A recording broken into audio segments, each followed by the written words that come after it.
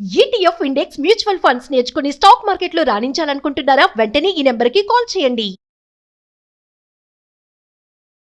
డబ్బు కావాలి. ఆ డబ్బు సాధించుకోవటానికి, మేనిఫెస్టేషన్ చేసుకోవటానికి ఒక నమ్మకంతోటి manifestation courses, law of attraction courses చేస్తే డబ్బులు మేనిఫెస్ట్ చేసుకోవచ్చని ఇంకొంచెం డబ్బు ఎక్కడి నుంచో తీసుకొని వచ్చి ఫ్రెండ్స్ దగ్గర నుంచో లేదా అప్పు తీసుకునో కోర్సెస్ జాయిన్ అయితే నాకు ఏమీ న్యాయం జరగలేదు, అనుకునేది మేనిఫెస్టేషన్ చేసుకోలేకపోయాను అనేటటువంటి ఒక నిస్సహాయ స్థితిలో మీరు కనుక ఉంటే మీకు తెలియాల్సింది క్వాంటమ్ మేనిఫెస్టేషన్ సీక్రెట్స్. ఈ క్వాంటమ్ మేనిఫెస్టేషన్ సీక్రెట్స్ ద్వారా మీరు ఏదైతే టెక్నిక్స్ ఫాలో అవుతున్నారో, మీరు ఏదైతే వృత్తిలో ఉన్నారో అదే వృత్తిలో ఉంటూ, అదే ప్లేస్లో ఉంటూ ఎదగాల్సిన ఉన్నత స్థాయికి ఎట్లా ఎదగాలో చెప్పేదే క్వాంటమ్ మేనిఫెస్టేషన్ సీక్రెట్స్. సో నన్ను కలవాలంటే నెంబర్స్ డిస్ప్లేలో కనిపిస్తున్నాయి కదా, ఇమీడియట్గా నాకు ఫోన్ చేయండి. మా టీం మిమ్మల్ని నాకు కలపడానికి సిద్ధంగా ఉన్నారు. ప్రస్తుతం మనతో పాటు quantum manifestation coach quantum Shah గారు ఉన్నారు. వీరితో ఈరోజు కొన్ని విషయాల గురించి మనం చర్చిద్దాం. హలో అండి, నమస్తే. నమస్తే మ్యామ్. యా, సో మనకి ఇప్పుడు మేనిఫెస్టేషన్ అనగానే చాలా మందికి అంటే రకరకాల ప్రాబ్లమ్స్ ఉంటాయి. బట్ అందరికీ కూడా ఒక డబ్బుతోటే ఆ ప్రాబ్లమ్స్ అన్నీ సాల్వ్ అవుతాయని ఒక బిలీఫ్ అయితే ఉంటుంది. అండ్ నిజంగా కూడా అలాగే జరుగుతుంది యాక్చువల్లీ. సో మనం చదువుకోవాలన్నా, ఏం చేయాలన్నా, లేదంటే మనము ఒక సెటిల్మెంట్ అని అనుకోవాలన్నా ఏదైనా డబ్బుతో ముడిపడే ఉంటుంది. అండ్ మనం ఈ ప్రాసెస్లో కొన్ని లోన్స్ చేయడము, లేదంటే అప్పులు బాధలు పడడము, అండ్ మనీ వాళ్ళకు రాకపోవడము, కొంతమందికి జాబ్స్ రాకపోవడం వల్ల మనీ అనేది వాళ్ళ లైఫ్లో ఎక్కువగా ఉండకపోవడం వల్ల చాలా ప్రాబ్లమేటిక్ లైఫ్ అనేది వాళ్ళు గడుపుతూ ఉంటారు. So everybody needs money. So దానికి అంటే మేనిఫెస్టేషన్లో మనకి డిఫరెంట్ టెక్నిక్స్ మనం చెప్పుకుంటూ ఉంటాం. మీరు అంటారు లైక్ అంటే మనకి అఫర్మేషన్స్ ఉన్నాయంటారు, లైక్ చాలా రెమెడీస్ ఉన్నాయని అంటారు. బట్ ఒక రెమెడీ ఏదైనా షేర్ చేయగలుగుతారా? అంటే మేనిఫెస్టేషన్ మనకి మనీ నీడ్ ఉన్న వాళ్ళకి డబ్బుని ఆకర్షించడానికి మార్నింగ్ టైమ్స్లో ఏదన్నా మంచి పవర్ఫుల్ రెమెడీ ఏదైనా షేర్ చేయాలి? Sure, definitely. First of all ఏదైనా ఈ లోన్స్, ఈఎంఐస్ లేదంటే కట్టలేకపోతున్న అప్పులు ఇవన్నీ మేనిఫెస్ట్ చేశారంటే ఫస్ట్ వాళ్ళు సబాష్ చెప్పుకోవాలి. 1 2 3 4 సబాష్ అనుకోవాలి. ఎందుకంటే వాళ్ళు ఆల్రెడీ క్వాంటమ్ మేనిఫెస్టేషన్ చేసేసుకున్నారు. But negative side. సో ఇప్పుడు ప్రెసెంట్ స్టేటస్ ఏమిటి అంటే వాళ్ళ ఎక్స్ యాక్సిస్, వై యాక్సిస్ అంటే ఒక గ్రాఫ్లో వాళ్ళని చూస్తే సంపాదించిన దానికి లేదా ఉన్నదానికి అంటే ఆదాయానికి అంటే కూడా కట్టాల్సిన ఈఎంఐలు ఎక్కువ ఉన్నాయి, బిల్స్ ఎక్కువ ఉన్నాయి, రెంట్లు ఎక్కువ ఉన్నాయి, పాప స్కూలు, అబ్బాయి బిజినెస్ లేదంటే ఎక్కువ ఉన్నాయి. రైట్, ఇచ్చారు. తర్వాత ఈ మేనిఫెస్టేషన్లో వాళ్ళకి పార్ట్నర్షిప్ వాళ్ళ సొంత కష్టమే కాదు, వాళ్ళ స్వయం కృషితో పాటు అంటే జీవితంలో వాళ్ళు ఇన్ని అప్పులు సాధించారు అంటే అది కూడా సాధించడం అనేది ఊరికి రాదు. ఇంత ఈఎంఐలు కట్టలేని స్థితికి వెళ్ళామంటే దానికి ఎంతో కష్టపడి సాధించుకున్నటువంటి ఒక అచీవ్మెంట్ అది. Right, we have to congratulate hour cells first of all. We have to admit, అది మనం తయారు చేసుకుంటే ఫస్ట్ అడ్మిట్ చేసుకోవాలి. దీంతో పాటు వాళ్ళకి తెలియకుండా వాళ్ళ పేరెంట్స్ నుంచి కూడా వాళ్ళ కృషి కూడా వచ్చింది వీళ్ళకి. The entire human being, right, మన శరీరంలో 37 లక్షల కోట్ల శరీర కణాలు ఉన్నాయి. We have the body cells 37 trillion, 37 లక్షల కోట్లు. ఒక్కొక్క సెల్ లోపల న్యూక్లియస్లో చూస్తే దాంట్లో ఒక డిఎన్ఏ దారం, డిఎన్ఏ స్ట్రాండ్, దీంట్లో క్రోమోజోమ్స్ ఉంటాయి. 2.2 మీటర్స్ ఉంటుంది, అంటే 7 అడుగులు, కొంచెం ఎక్కువే, 7 అడుగుల కంటే తక్కువ ఎక్కువ. ఒక్కొక్క కణంలో 7 అడుగుల దారం ఉంది, డిఎన్ఏ దారం. అలాగా 37 లక్షల కోట్లు ఇంటూ 2.2 మీటర్స్ అంటే 7 అడుగులు. మనం ఉన్న చోట దగ్గర నుంచి విశ్వమంతా చుట్టేసి రావచ్చు మన శరీరంలో ఉన్నటువంటి డిఎన్ఏ దారంతో. ఈ డిఎన్ఏలో ఏముంటుంది, మన కంప్యూటర్ ఏదో ఒక మనకు అవుట్పుట్ ఇస్తుంది. Tell me the exchange USD to INR, డాలర్కి రూపాయికి ఎక్స్చేంజ్ రేట్ చెప్పు అంటే అది నాకు సమాధానం ఇస్తుంది. ఎట్లా, నేను అడిగిన ఇంగ్లీష్ని అది ప్రోగ్రామింగ్ లాంగ్వేజ్లో మార్చుకొని, వెదర్ జావా, రాపెక్స్ లాంగ్వేజ్ ఏదో ఒక మార్చి 010101 బైనరీ కోడ్ ద్వయం, దానికి 0110 ఇంత తెలుసు, మిగతా తెలియదు, మార్చుకొని అది అర్థం చేసుకొని మళ్ళీ అది 001110 ఇచ్చి అది నాకు అర్థమయ్యే ఇంగ్లీష్లో మానిటర్ ముందు నాకు చూపించింది. సో అక్కడ ఒక ప్రోగ్రామింగ్ అనేది ఉంది. నేను ఏది అడిగినా అది USD to INR, dollar to rupees నాకు అది ఇచ్చింది. ఒక కోడింగ్ దాంట్లో జరిగింది, programming. In the same manner parents నుంచి వచ్చినటువంటి ఈ డిఎన్ఏలో కూడా కోడింగ్ అనేది ఉంటుంది. పేరెంట్ నుంచి just 1 cell from mother, 1 cell from ఫాదరే వస్తుంది. ఆ రెండు నుంచి ఒక జైగోట్ అనే ఒక సెల్ తయారై అది 2 అయ్యి, ఆ 2 4 4 మన కంప్యూటర్లో కూడా ఇదే కదా, 232, 34, 68 bit, 64 bit, 128 bit, 256 bit. This is nothing but this one. 2 into 2 into 2 into 2. ఇలా అయ్యి మనం ఒక 50 కేజీలు, 60 కేజీలు, 100 కేజీలు, 200 కేజీల శరీరంగా అయ్యాం. స్టార్టెడ్ ఫ్రమ్ ఏ స్మాల్ ఒక సెల్ దగ్గర నుంచి. ఆ సెల్లులో ఏమొచ్చింది మనకి? ఒక ప్రోగ్రామింగ్ ఇచ్చారు వాళ్ళు మనకి. సో మన ఆ డిఎన్ఏలో కూడా పేర్స్ ఉంటాయి. అవి ఏటీసీజీ అనే కోడింగ్తో నడుస్తాయి. కంప్యూటర్ ఎట్లయితే 0110 నడుస్తుందో ఇక్కడ ఏ అడెనిన్ అని, రైట్, తర్వాత సైటోసిన్ అని, గ్వానిన్ అని, థైమిన్ అని, ఇలా 4 2 పేర్స్గా నడుస్తుంది. ఇది మొత్తం మన జీవితాన్ని రూల్ చేస్తుంది, డిఫైన్ చేస్తుంది. మనం ఎంతకాలం బ్రతుకుతాము, 10 సంవత్సరాల తర్వాత మనకి ఎలాంటి రోగాలు రాబోతున్నాయి, వచ్చే అవకాశం ఉంది, ఇది మొత్తం story, future, everything, present, everything అది మనకి ఇచ్చేస్తుంది. ప్లస్ ఇంకొకటి, ఇది వాళ్ళ యొక్క పేరెంట్స్ యొక్క ఫీలింగ్స్ని, ఇష్టాలని, భయాలని అన్నీ కూడా తీసుకొని వస్తుంది.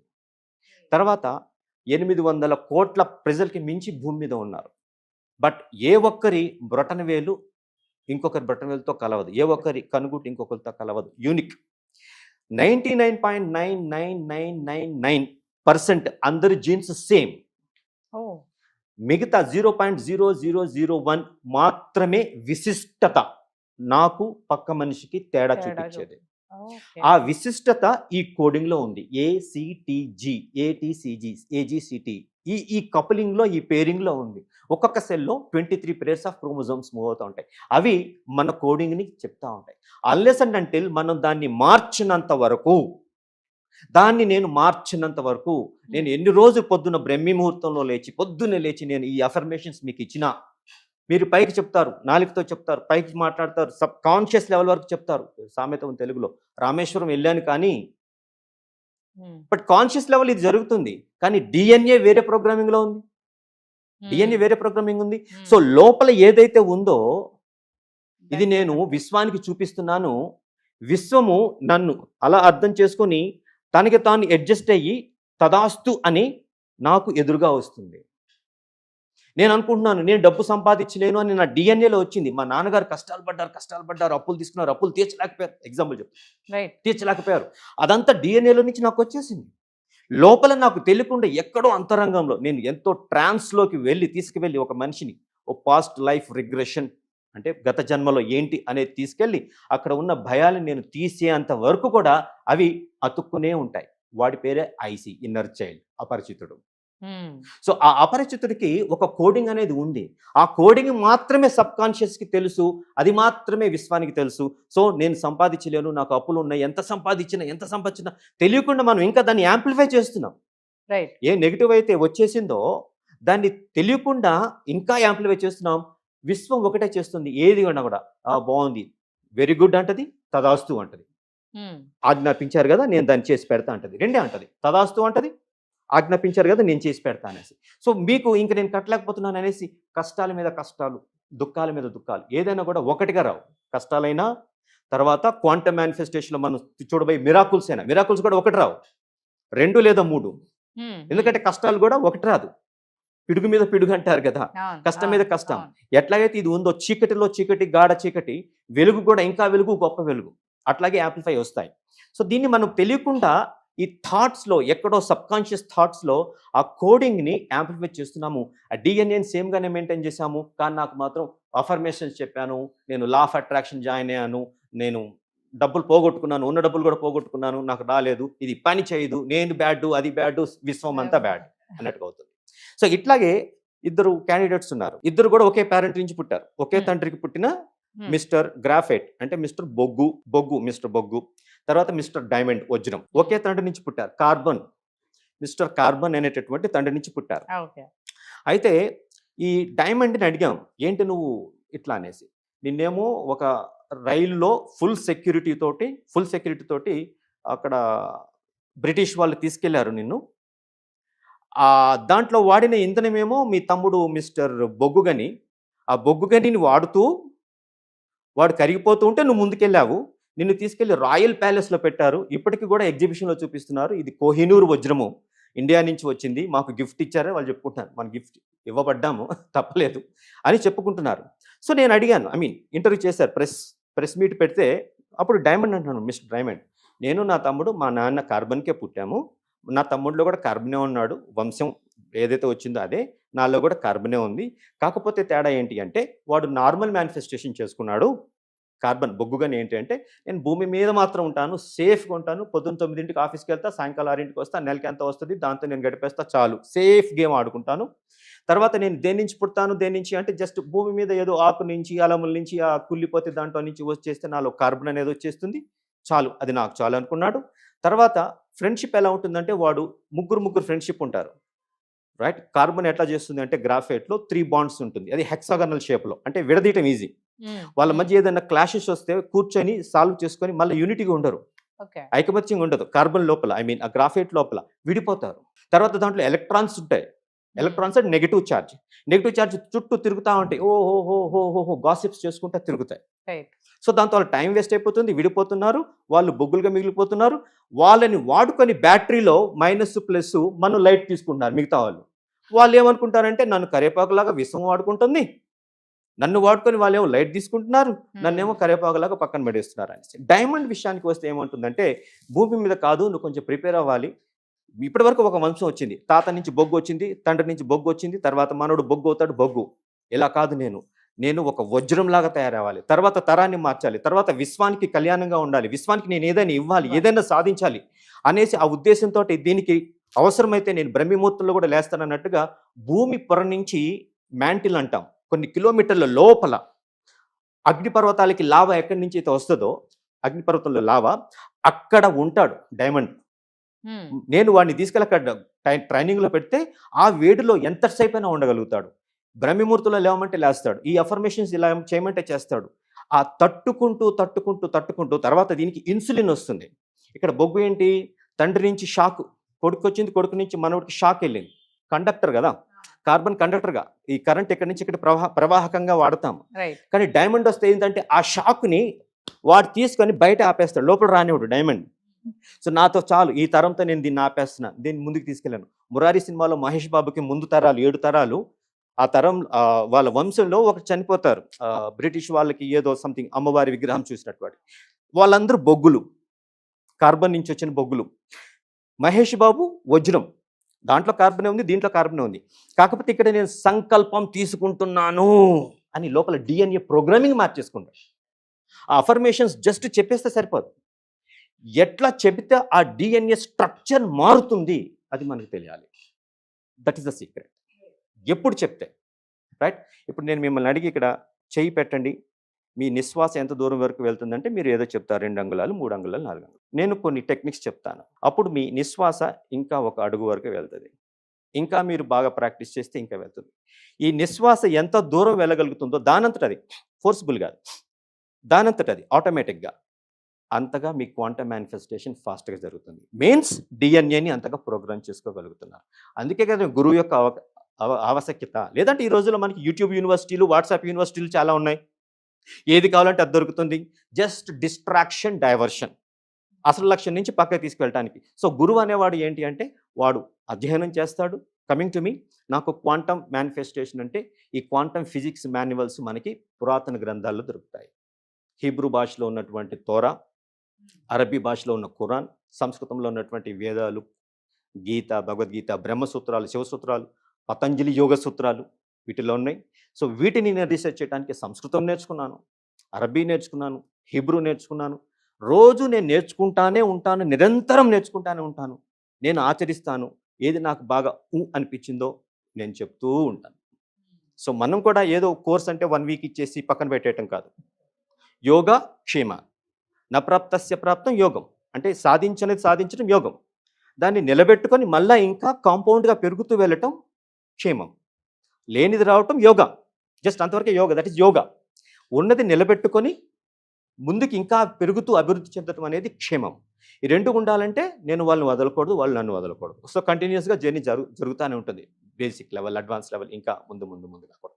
కొంతమంది నాలా కావాలని కోరికతో ఉన్న వాళ్ళు they will come to me, they observe me, నేను ఎట్లా మాట్లాడుతున్నాను, ఎలా లేస్తున్నాను, లేచిన తర్వాత నా రిచువల్స్ ఏంటి, నా రొటీన్ ఏంటి. This is very important. మన శరీరంలో ఒక భాగం అయిపోవాలి కొన్ని అలవాట్లు. ఇవేంటి వాళ్ళు అబ్జర్వ్ చేస్తారు. నా ముందు ఒక 50 మందికి హీలింగ్ చేస్తారు, 50 మంది జీవితంలో వెలుగు నింపుతారు.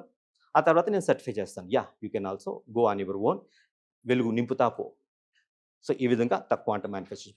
సో డిఎన్ఏ స్ట్రక్చర్ మారాలి అంటే ఈ డైమండ్ ఎట్లా అయితే ప్రిపేర్ అయిందో నేను క్వాంటమ్ మేనిఫెస్టేషన్ నేర్చుకుంటాను క్వాంటమ్ షాగారి దగ్గర అనేసి ఆ భూమి లోపల ఉండటానికి తయారైందో అది ఎంత గట్టిగా తయారవుతుంది అంటే బ్రిటిష్ వాళ్ళు మ్యూజియంలో పెట్టుకునే విలువైన Diamond. దానిలాగా తయారవుతుంది. రైట్.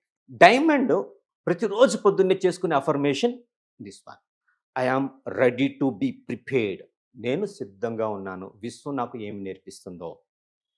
సో మిస్టర్ బొగ్గు ఏంటి అంటే, నా సోదరుడు మిస్టర్ బొగ్గు ఏంటి అంటే సేఫ్ గేమ్. నేను రెడీగా లేను, నాకు సేఫ్టీ కావాలి, ఏదొస్తే అది, అంతే, దట్స్ ఇట్. బట్ బొగ్గుగా ఏంటి అంటే విశ్వం నాకు ఏదైతే నేర్స్తుందో. ఇంకోటి ఇక్కడ ఏంటి అంటే మేనిఫెస్టేషన్లో అఫర్మేషన్స్ చేసేసుకొని ఏదో ఆకర్షిస్తా వస్తుంది అంటే సరిపోతుందా, ఏం పని చేయకుండా ఉంటే ఉన్న ఆస్తులు కూడా అమ్ముకోవాల్సిన పరిస్థితి వస్తుంది కదా అని అనుకుంటున్నారు. యాక్షన్ అవసరమే ఇక్కడ. ఈ యాక్షన్ ఏ యాక్షన్ అవసరము అంటే ఇన్స్పైర్డ్ యాక్షన్. మన పని చేసి పెట్టేది విశ్వం.